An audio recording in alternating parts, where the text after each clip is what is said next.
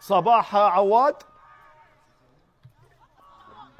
للخلف في وسط الميدان في ساحة لعب نادي نفط البصرة إلى زاخو من جهة اليمين برونو أوليفيرا، عرضية هذه راسية، جول ممكن خطيرة، جول جول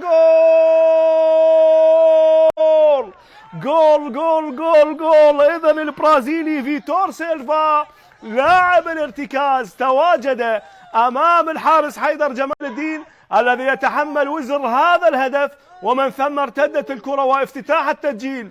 إذا نادي زاخو يباغت نفط البصرة قبل نهاية الحصة الأولى من مجريات هذا اللقاء، وهدف برازيلي بعنوان زاخولي للاعب الارتكاز فيتور سيلفا وسط فرحة كبيرة لفراس الخطيب.